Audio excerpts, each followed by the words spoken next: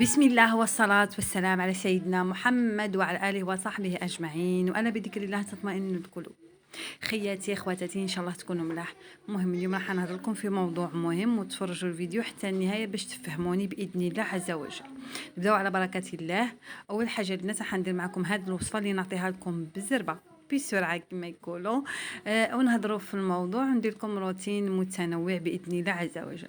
هنا البنات شوفوا هذه الوصفة حنا نديروها الأغلبية بزيت الزيتون، ولكن البنات الزوج يحبها بالزبده، انا نحبها بالزبده، الولاد يحبوها بالزبده. هي وجبه بزاف صحيه تتكل مع الحليب ولا سواء بدون حليب، يعني تقدر تاكلها وحديها كما نقولوا. هذه الوصفات كما نقولوا حنا الصحه نتاع البنادم ومليحه وتمر على بالكم باللي صحيه. اول حاجه الا حبيتوا ديروها بزيت زيتونه، تحطوا التمر وتحطوا عليها زيت زيتونه وتخليوها على النار وتقعدوا تخلطوا حتى تطلق معكم التمر هذيك. المهم لازم تكون التمر طريه، ما تكونش يابسه بزاف. اما وديروا كرصه ملح، وديروا حنا نقولوا له بوبخه اللي هو المرمز مطحون، القمح مرحي ومحمص. اما بالزبده كما شفتوني درت الزبده ودرت الملح وخليتها كما طلقت دابت، وليت درت لها التمر تاعي وذوبتها مليح مع، يعني قعدت نخلط قباله يا البنات حتى طلقت معايا مليح وتغلات وولات تبقبق باش نحيتها. قلت لكم ما تنساوش كرصه تاع الملح لانه بزاف مهمه باش تجي بنين. ومن بعد نولي ندير على حساب ميزاني هنايا واسمو المرمز ديالي. صراحه انا نديرها، ولكن الاغلبيه يديرها لي راجلي، ما نكذبش، هو اللي يخدمها لي. باش نجيكم من الاخر نخدمها، مش ما نخدمهاش، الاغلبيه هو اللي يخدمها لي. ما ريتش انا نقول له كتجي على يديك بنينه، هو يقول لي كتجي على يديك انت يا بنينه خير. ايوا كي نعزم ديما عليه هو اللي يديرها. ديجا هنايا كي درتها معكم هو حاضر. حاضر وقعد معايا وانا نقول له ديرها ونصور، هو قال لي ما تصورنيش. قلت له نورمال والو ما فيها يعني. قال لي وديرها انت المره الجايه انا اللي نديرها. المهم لا علينا حبيبي، راح نبدا معكم في الموضوع باختصار، راح نجاوب بعض الاخوات بخصوص البنيان وبخصوص موضوع القناه اللي بعتها، لانه هذا السؤال بزاف كيضرني في خاطري، كيجيني من عند الناس اللي يعني نحبهم بزاف وما كانوا يحبوني، ما عندهمش المواقع التواصل كما الانستغرام. كاين الناس راهي معايا في الانستغرام، انا شوف كلش فتحته روطار، انستغرام روطار فتحته على كل حال. اليوتيوب قديمه فيه ما نكذبوش على رب العالمين، ولكن البنات باختصار شديد القناة انا كي بعتها ما بعتهاش لانه انا ما نحبكمش ولا ما خممتش فيكم، ولا بعتها لانه انا طماعه في الدراهم. البنات على بالي كي تحبوني، والدليل على ذلك كلامكم هذاك اللي كتبتوه، ولكن باش تقولوا لي طماعه في الدراهم والله ما يعجبني الحال، لانه انا انسانه كنت محتاجه وما كانش انسان ما كيحتاج. انا حلفت وتكتفت كان هذيك ما نبيعهاش، والزوج ما كانش راضي، ولكن لو كان ما وصلش لموس العظم والله ما تتباع، لانه عطيت جهد كبير فيها. وكنت ديما نقول لكم يا خياتي راه قريب ربي يسهل عليا نروح لدويرتي وندير لكم روتينات شابين وندير لكم روتينات باهيين ونطيبوا على النار كيف كيف. وهذيك اللي كانت تعبت عليها، وكنت نروح مع راجلي في البرد والنسامي وليداتي صغيرين وندير لكم الطبخه على النار. يعني لا اله الا الله محمد رسول الله. راه حتى انا تعبت في هذيك القناه. يعني دروك انت كيما نقولوا حنا تعاتبيني انت اللي تعبتي، لا انا اللي كنت تعبه عليها. والحمد لله لو ربي تكون لي بصحتك ناديه وبدايه موفقه في هذه القناه. ومعليش كي بعتيها وهذيك القناه ما بعتيهاش في الباطل، وما كانش كيما تروحي لدارك وما تقعديش في ديار الناس. هذه كلمه تفرحني وتشجعني نزيد نخدم في القناه هذه، وهذه القناه ما نزيدش نخليها، لانه ما عنديش مصلحه فيها مرات خلاف باش نبيعها، الا اذا كان كما كيقول الواحد قدر الله وجاتنا نموت وكل واحد يعني فهمتوني، الواحد دا طريقه، فهمتوني. هذا ما كان حبايبي. راه بعتها على جال داري، وكي بعتها على جال داري ما بعتهاش كما كنقولوا حنا لانه انا راضيه، لا انا راضيه ولا الزوج راضي. الى انه البنات الحمد لله راه القناه تتعوض تخلف، ولكن الدار تقعد حابسه ما نرضاش. انا حابه نرحل لداري وحابه نروح في اقرب وقت، فهمتوني؟ هي سي فري دوك توجد، ولكن ما نقدرش نرحل ليها حتى يخرجوا وليداتي من القرايه. هذه اول حاجه، وان شاء الله تتفهموني وتفهموني. نوليو الموضوع واحد اخر، اللي هو البلاصه اللي ساكنه فيها وبعيده على القرايه وريحان سفري. وبزاف اخوات في الانستغرام تاني قالوا لي نفس الكلام. انا ما حباش نوري بالضبط المنطقه اللي راني عايشه فيها، الا انه حبيت نقول لكم باللي المنطقه اللي راني عايشه فيها ماشي منطقه جبليه ولا بعيده بزاف على العباد، هي منطقه عاديه. كيما دروك كاين المارشي الفيلاج كيما نقولوا حنا، كاين السوق موراه كاينين الديار هكا. انا راني مورا السوق، راني ما بعيداش عليه، راه 5 دقائق قبل نمشي على الرجل، والترونسبور قدام الباب وقدامي الجامع لاصق فيا بيناتنا نقولوا حنا حل 5 مترات. انا نقول المهم حل 5 مترات ولا 6 مترات. المدرسه لاصقه فيا، يعني ما بعيداش عليا، قدامي نطل هكا برك نشوفها قدامي القرايه. كاينه واحد العين يعمروا منها الناس، يجيو ليها من كل بلاصه، يجيو خاصه في الصيف تولي مليانه على رجليهم الناس. لي باتيمو قرابين ليا قدامي، 2 مدارس ديجا قراب ليا ماشي بعادين عليا. فهمتوني حبايبي؟ ومعمره بالغاشي مليانه، غير ديال الله الله تما هذيك البلاصه. الحمد لله ربي يطيحني في واحد البلاصه مليحه. ما هي يعني شفتكم تستهموا بالك كي كنصور لكم الجرده كتبان لكم بلي انا بالك في وسط الغابه. لا، هذيك قطعه ارض على كما نقولوا حنا مورايا تاع واحد تاع جاري قدامي مالكها، علو راه كاينين الديار. فهمتوني؟ راه ان شاء الله نصورهم لكم نهار نسكن، نوري لكم ونروح على رجليا ونصور لكم البلاصه هذيك باذن الله. وما كايناش حقا لا العين، كاينين 2 تاع العيون، 1 2 3 3 4 عيون يعمروا منهم الناس، خاصه في الصيف يمشيو على رجليهم ويروحوا يعمروا. البلاصه هذيك ما شاء الله تبارك الرحمن.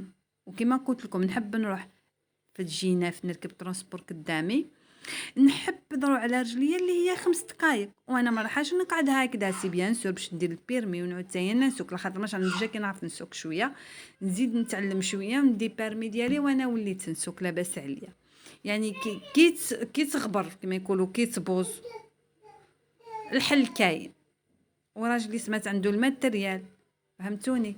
يبقى الحمد لله البنات، شكرا لكم لانكم كي تستهموا لي كما كيقولوا خممتوا فيا. وكاين اللي نو، كاين اللي شغل باش يستفزك برك وفقط. هذا ما كان حبايبي، نتمنى تفهموني.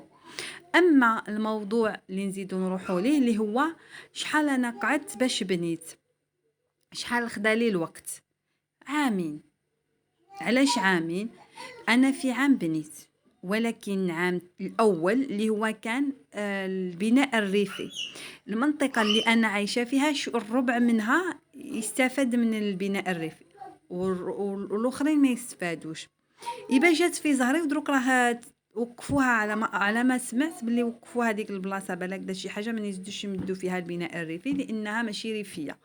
هكا سمعت والحمد لله. المهم من زهري ومن زهرنا انا والزوج الكريم انه اعطاونا البناء الريفي. اشرف ماما رحت شعل دو تعيش سيليا باش تشوف الظلمه. قلت لكم خياتي خدمنا الكواغد فرد عام ما كاملش. نقول لكم النهار اللي فاش ولدت انا فيه بنتي قبلونا الدوسي. اول حاجه قبل لا نكملكم هنايا كان انسان خدمنا فيه بكري عندها بزاف واحد الخير، ما نكذبش انا اللي خدمته الحمد لله، وربي جزاني فيه. هذا الانسان اللي خدمنا فيه الخير انا والزوج الكريم، كل ما ينحي زيت الزيتونه يعطينا ديما، يعطينا لترتين ونص يعطيه الخير والبركه والاحسان، ربي يجعلها في ميزان حسنات وما ننساوهش باذن الله. مازلنا معه حتى ان شاء الله الدقيقه اللي فاش يدير ربي امانته بربي ان شاء الله. هو يعطيه الصحه، ما كيبعث لناش غير الزيت وقت الفاكهه يبعث لنا الحمد لله. الصراحه الناس اللي ما تنساش الخير تاع الناس راهم قلالين هادو الناس في الوقت الحالي. لا علينا. قلت لكم البنات من بعد خدمنا هذاك الدوسي الحمد لله. هذاك العام قبلوا لنا الدوسي، عطاونا ما نكذبش قبل لا يعطيونا الدراهم. المهم الدوسي تقبل وكل شيء وتدفع، الى انه الدراهم طولوا باش تبعتو كما نقولوا الكونط. من بعد حنا الدراهم اللي كنا دخل راجلي سي بيان سور من الخدمه ديالو كلشي حطيناه كامل في البنيان. نكذب عليكم قعدت لنا حاجه قليله باش ناكلو ونشربو. من بعد خممنا حنا حابين نرحلو، حابين نروحو نسكنو، ما لازمناش نحبسو، لازمنا نستمروا في البنيان ديالنا. فهمتوني؟ حبسنا حنا في الضاله، ولكن لازمنا نستمروا، لازمنا نخدموا الدار، ما نقعدوش هكاك. قررت انا نبيع الذهب ديالي.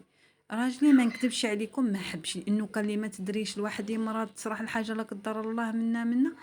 قلت له كيفاش ما راح ترحل في الصيف؟ قال لي كي يكونوا دراهم كاينين، قال لي ما تخممش في الصيف، نقول لك تسكن في الصيف تسكن. قلت له يا راجل نعل الشيطان، اسيدي في الصيف نسكن، بيع الذهب ودراهم ما يدخلوا من الخدمات، من الخدمه ديالو ما يدخلوا بربي ان شاء الله. احنا نبداو، واذا جا شي مرض نحمدوا ربي، الحمد لله، ماشي اللي مكتوبه علينا هذيك هي، يعني اذا كان عطانا ربي الحاجه نرضاو بها. فهمتوني؟ ايا بعت انا الذهب الحمد لله وجاب مبلغ كبير تبارك الرحمن، وخدمنا وما حبسناش. من بعد البنات المشكل ديالنا زيدنا طن بله كما نقولوا حنا دراهم كامل تحطوا في الخدمه د الدار، وقعدنا قفه بلا درعين. قررت نبيع القناه، وكان قرار بزاف صعيب.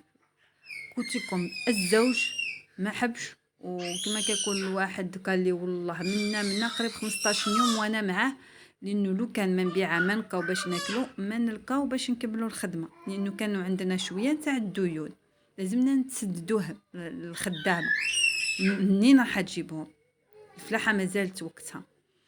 من بعد البنات بعت القناه والحمد لله، وسهل رب العالمين، وجبت لي مبلغ لا باس به، وسلكنا ديوننا ورانا مع الدار، وراجلي راه يخدم والمدخول راه موجود، ورانا بخير والحمد لله.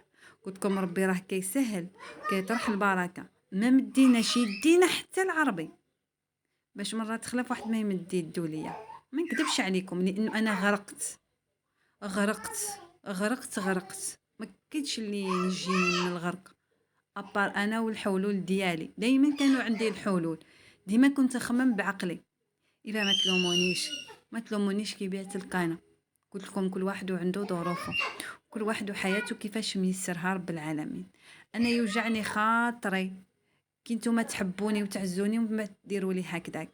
انا ما طمعاش في الدراهم، راه الدراهم اخر همي، وهذوك الدراهم ما شفتش منهم ولا قندوره، وما شفتش منهم ولا طرفه تاع ريحه، وما شفتش منهم ولا بشيمكه. اقسم لكم بالله ولا بشماكه اللي راني لابستها حاليا راني نهضر معاكم راهي مقطعه، وانا ما عينيش نشري حل بشماكه، لانه هكاك ما نشريش. انا كاين حوايج اخرين اهم نلبس واش عندي دابغا مقطعه معليش. فهمتوني؟ وكي تشوفوني ما نديرش الوصفات وما تلوموش عليا، راه ما بخاطريش. نهار يفرج ربي ندير الوصفات الملاح وندير لكم صوالح بزاف شابين، ما راكش سخون بزاف. فهمتوني حبايبي؟ راكم تشوفوا حبايبي هنايا درت العدس لوليداتي الحمد لله، درت لهم طنجره كبيره هما يحبوه، ودرت طنجره كبيره نتاع الفريك كما راكم تشوفوا، لانه غدوه ان شاء الله راه عندي الطريق بربي ان شاء الله نمشيها ان شاء الله الا سهل ربي. وقلت ندير العشاء ومن بعد وندير العشاء وندير الغدا من داك باش ما نخليش ولادي للجوع والشر. انا ماشي انسانه مبدره، والله انا انسانه نعرف نسير في حياتي. وانا نقولها لكم ونعاودها، عرفوا تسيروا برك في حياتكم وراح ربي سبحانه يسر لكم اموركم. راه شوفوا واحد ما خلق بجيبو مليان بنهارو الا كان كما نقولوا حنا ناس لاباس عليهم لا غالب عن جد، عن كما نقولوا من جد للاب فهمتوني؟ هذاك كها واجده. ما حنا ما كاينهاش واجده، حنا خدمنا بدراعنا ووصلنا. انسان يخدم بدراعه يجيب لقمه الحلال لوليداتو ولدارو. انا هذا واش نقدر نقول لكم. اما باش تقولوا لبني ارواح وبني او ماشي ارواح وبني، لازمك تخدم هيه ربي يرزقك الحوت في البحر، وهذه ما كانش اللي ما عارفهاش. ولكن لو كان ما تخدمش ما تجيبش. هو وقتاش يرزقك كي تخدم. يا اخي يكون لك العمل عباده، اوكي عباده ورزق. يبقى انت اسعى وربي ما حشي ينساك. وصدقوني بالله، والله انا غير كنت نصلي ونوض في الليل نشتكي غير ربي سبحانه، ما نشتكيش للعبد، لانه حتى وإذ نشكي للعبد ما راحش يتفهمني ويفهمني، وما راحش يعاوني ويساعدني، ولا يعاوني ولا يدير لي الدار. كلهم راهم راكشين ومغطيين عليهم، الا انا الوحيده اللي نهار كامل وانا نبكي ونقول يا ربي لو كانت صرا حاجه فيا، ولو تصرح الحاجه في راجلي، نقعد متشرده ولادي يقعدوا متشردين. كنت نضل خايفه، راح 11 سنه وانا عايشه في الرعب. انا علاش كي نقول لكم ديوها تجربه، لانه وحده كي تعود مثلا كيما نقولوا حنا صغيره وتتزوج وتكون ما عندهاش الدار، اقسم لكم بالله ما تهمها لا دار لا دوار، المهم لا تاكل تشرب وخلاص، وما تخممش في الجايه. انا هكاك صرات لي، انا كي فاتوا عليا 4 سنين وليت نخمم، وليت نفيق مع روحي، ولاو كاين ناس في كوني اللي يعطيهم الصحه من اهل من خواتات تاني، ما نكذبوش على ربي، خواتات راجلي يعطيهم الصحه الصراحه، وقفوا معنا وقفت رجال البنات الصراحه. يبقى على بها كي نقول لكم ما عندي اختي ما نكذبش عليكم كانت تستهملي بزاف بزاف بزاف، كانت تستهملي. يبقى الحمد لله تولى تغلق عليها الرايه. قلت لكم الحمد لله رب العالمين ما خيبنيش وما خيبش ضني ورزقني ورزق راجلي، الحمد لله. وكما قلت لكم نتمناها العمرين، نتمناها لاي وحده راهي تشاهد فيا، نقولها راهي 11 سنه زيدي الصبري. وحده قالت لي 12 سنه، كل وحده شحال قالت لي الصبر تنالو، كاين ربي سبحانه هو اللي يفرج. خدم جاهد، انا راكم شفتوني الحمد لله، ولا كنت نسترزق من اليوتيوب الحمد لله، حامده ربي كنت نجيبهم ناكلوهم نقضيوهم للدار، المهم كنت نخدم بهم حاجه نافعه روحي، كنت معاونه روحي الحمد لله، عاونت بما كتب ربي.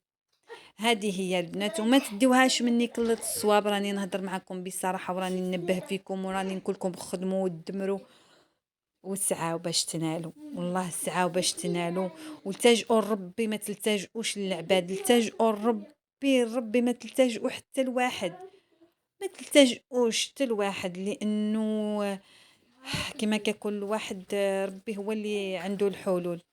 حنا البشر ما يرحمكش، تكوني ما يرحمكش في الشده ما تلقاهش، اقسم بالله كامل يتهربوا، تمد يدك يرجعوها خايبه إبا. ما تمدوش يديكم وخدموا بلا عقل، بلا عقل وسايسوا، راح تفرج باذن الله عز وجل. هذا واش نقدر نقول لكم، وكان هذا هو كلامي النهار اليوم. نتمنى اي وحده تشاهدني جديده دخلت معايا للقناه تدعمني بلايك بالاشتراك في القناه باش يوصلها كل جديد. مازالوا يجيو فيديوهات شابين، قلت لكم انا بزاف فرحانه، حلمي ندير معكم فيديوهات وانا راحله، حلمي ندير معكم فيديوهات وانا نسيك ونوجد في دويرتي. نتمنى لي نعيش طول يعني بعض الاعمار كما كيقولوا، باش نسكن في هذيك الدويره ونشوفها قدامي، ولادي يدوروا كما نقولوا حنا فيها في الرحيبه هذيك في الجرده، ونطيب لكم على النار وانا فرحانه وفي سعاده ان شاء الله. قلت لكم كما نتمناها لنفسي نتمناها لغيري. هذا هو كلامي، نقول لكم البنات تبعوا معايا الفيديو للاخير، وان شاء الله ينال الاعجاب تاعكم، وان شاء الله تعجبكم القناه نتاعي. وهذا مكان، ونرحب بزاف بالناس اللي دخلوني جداد اسعدي، والناس القدام تاني راهي مشاركه معايا في المونتاج، ما تلوموش ما تلوموش حبايبي. دروك هنايا نوريكم كيفاش جا الفريك وكيفاش جا العدس تاعي. الله الله، الفريك جاي هبل، راني درتو بالمقادير المضبوطه باش هكا قلت لكم يجيني بزاف وما نضلش نطيب ونهني عمري ونرتاح من الكوزينه هذيك اللي نهار كامل وانا فيها. نقولكم حبايبي تهلاو في رواحكم، نتلاقاو في الفيديو الجاي ان شاء الله، اللي يكون حتى هو ان شاء الله تحضيرات رمضان نكملوا ان شاء الله الى سهر ربي نيطواياج بربي ان شاء الله. مع الف سلامه.